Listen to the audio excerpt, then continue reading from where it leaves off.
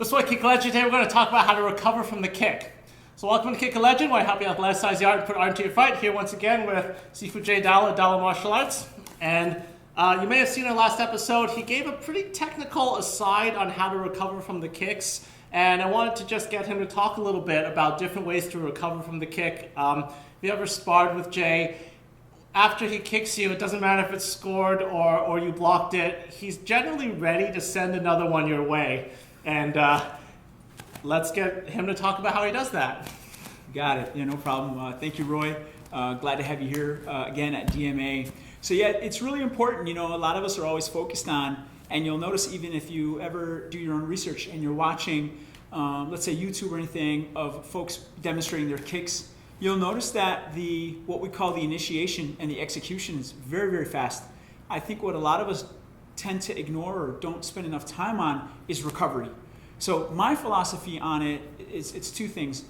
What we're going to focus on today, well, two things. You have the recovery, which is just properly getting back, and also the idea of the recovery coming back even faster than the initiation.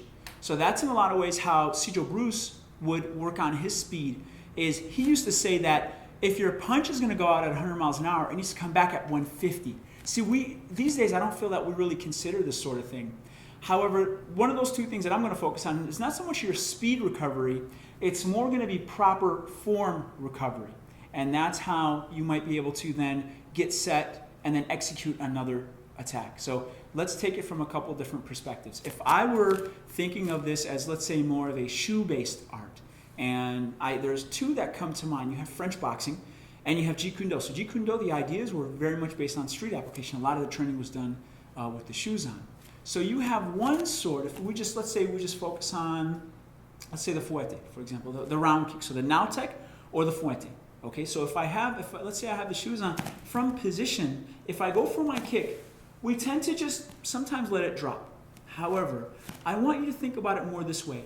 When I turn that kick over, that's not where my fight stance began. My fight stance, I was on guard, I was facing forward. My leg wasn't turned this way, and I don't want to fight this way. So from here, I launch my kick, raise the knee so you're not immediately counterattacked. So you kick, but now your recovery begins right away after execution. Execution meaning the point of impact. So after you execute, recover by facing again, and then you can do what's called a replacement step. So that's one way to do it. So another way to do it is if you put in a now tech. So this is more, let's say JKD, Jun Fan kickboxing, more kickboxing based. If you go for your round kick right from here, instead of bringing it back up, we pendulum swing right away. So those are two different ways to recover from a kick. Both of them are fine, and it just depends on your school of training. So here we use them both and we practice them both, but use what works for you. I hope that helps.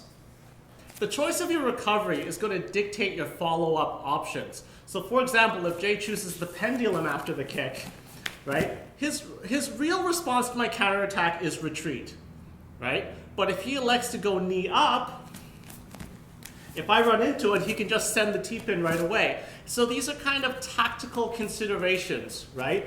The knee up is more technical, which means it's more difficult. And I'm studying probability right now. Mathematically, it's more likely to fail because it has more in it, right? So what you gain in flexibility, you lose because it's just a more difficult motion. But you have options. And also knee up, it's easier to angle out, right? So if he sends it in again and he goes knee up, maybe he wants to go that way, right? You can do that on the pendulum as well, right? You can pendulum that way, but it just has a different feel for how you can move forward again with the follow-up kicks. Agreed. Yeah, absolutely right. I wouldn't change anything Roy has to say. I would definitely agree with you. All right, so try that out. Make sure you pay attention to some of that stuff in your sparring and in your drilling. In the meantime, if you're in Southfield, interested in kickboxing, Jun Fan, JKD, Kali, all sorts of martial arts stuff, I highly recommend you come check out Dalla Martial Arts, I highly recommend you come check out DallaMartialArts.com. Sifu Jay and Sihing Nick, great instructors. Been very impressed at the progress that their students have made. So be sure you check them out. So with Kick Legend, keep your chin down, elevate your striking.